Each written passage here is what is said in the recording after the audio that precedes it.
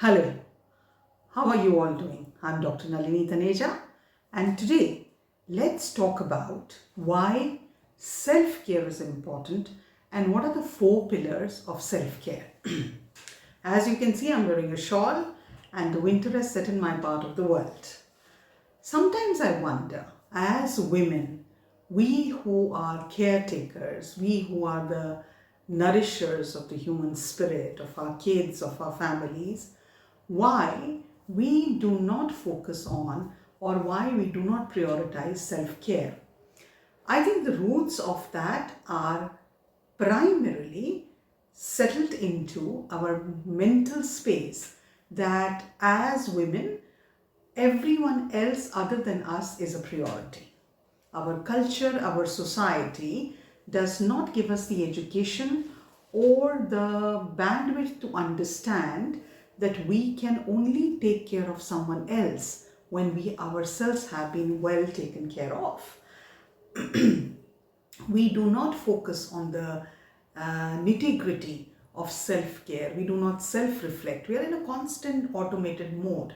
We're constantly taking care of our families, our careers, our finances, our children, and somewhere we start to understand that our resources are kind of depleting. That's when we get exhausted.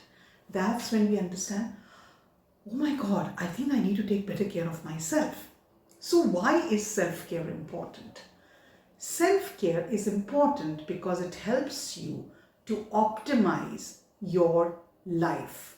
It works on your physical, mental, spiritual health and helps you to be in a space where you can think, accomplish, and work towards a better lifestyle and hopefully a more peaceful and joyful life. There are so many takeaways from self-care. There are so many advantages of self-care that I wonder sometimes, including myself, why don't I indulge in it more often? Why do I not make it a priority? So today, when I was researching on this subject, I have sitting down and identified four pillars which really help us to create a self-care plan, which really help us to start our journey of self-care, knowing what can be the challenges, knowing what can be the pitfalls, and also being very aware of what can be the advantages. So one of the first things that I think we must understand, which I've noted down in my notes here, is the journey of self-care, I think, starts from self-reflection. It starts from the fact that we need to understand better ourselves. If I was to write about people in my life, I think I can probably write books and books on them because I constantly observe them. But I think if I was to sit down and write about what works for me, what I enjoy, what I like, what gives me happiness, what makes my heart sing with joy, I may have a tough time writing more than 5 sentences. Because the core reason for that is I have not paid attention to my needs. I have not paid attention to what works for me. I have not really panned it out in my life. What are the things that bring me joy? What is it that brings me happiness? What is it by doing that I just feel, wow, I'm in a different space. So the first thing is you need to self-reflect and figure out what makes you feel centered. What are the things that really bring joy into your life? What, when doing, is not work for you? What is it that you do that, you could spend hours doing it and the time just flies away? So that identification of those things are the journey, the first step towards self-care. Because if I don't know where I'm going, how am I ever able to figure out how to reach there? So self-reflection becomes the first point of starting your self-care journey. Many times when you start to write down, you realize, I think I really enjoy cooking. Maybe just sitting in a corner with a book is what brings me joy. Maybe Going for a walk brings me joy. Maybe going for long drives gives me joy. Maybe going into a library brings me joy. Maybe having my morning cup of tea in a beautiful cup makes my life absolutely joyful, and I feel very relaxed. Maybe meditation, mindfulness is what works for me. So there are multiple things, because sometimes I wonder why there are so many ways of self-care, why there are so many options that we have, because we have so many different personalities in the world. We are all fundamentally alike, but so much different in terms of our personalities. What brings joy to me may be something burdensome for you. What is burdensome for you may be something that gives me joy. So sitting down and identifying and spending 10 to 15 minutes with yourself, figuring out what is it that makes you feel centered, what is it that makes you feel joyful, what is it that brings absolute relaxation into your heart and mind, is probably the first step in creating your self-care plan. The second step, which is very important in creating your self-care plan, is identifying the time where you will practice your self-care.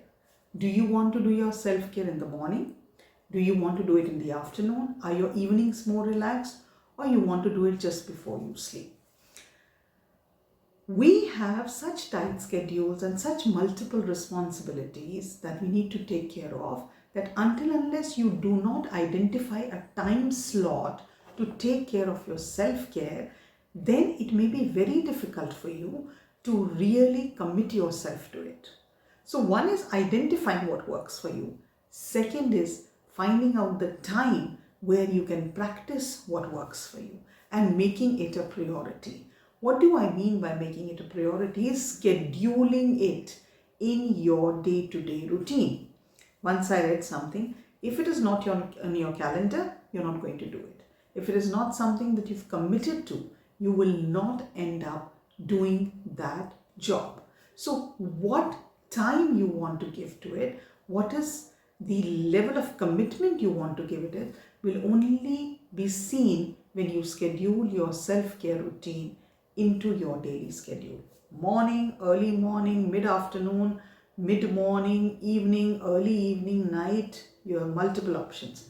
But making sure that you figure out that time slot to do it is extremely important for your self-care plan and for you to take your self-care plan forward. The third thing I think is you need to make your self-care habits as a part of your daily routine behavior. So for example, it could be as simple as making your goals realistic and making your goals, realizable. Like it should not be something like, I am going to sit and meditate for 1 hour. It's not going to happen. Meditation, I think personally, is a process which takes a long time, and to enjoy it takes further long. So identifying maybe 15 minutes a day to do that is way more important in terms of consistency and commitment than saying that I'll meditate 1 hour a day, and you meditated for 1 hour a day and then you're like, oh my God, it's so boring and I don't understand it and my mind was running in all different directions. It's better that you create short, small, sweet, smart goals for your self-care plan, because in doing that you are pretty much setting yourself up for what I call success, or what I call engagement, full engagement. When you do that, then at that point in time your self-care plan comes into a place where you are sure you will follow it through. Last point, the fourth point which I want to make in your self-care plan and making sure it succeeds is look for support. If you live in a family, let your spouse, let your children, let your partner know that this 1 hour, this 15 minutes, this 20 minutes, this 30 minutes, whatever time slot you identify yourself, is me time. This is the time I don't want to be disturbed.